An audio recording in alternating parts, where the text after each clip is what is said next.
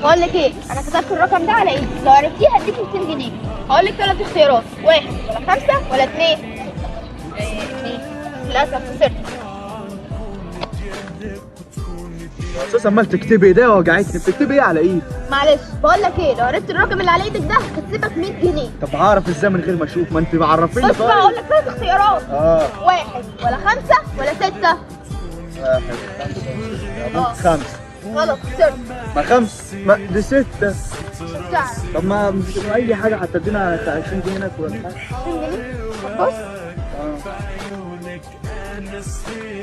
والله باين عليك ناس بس حلال.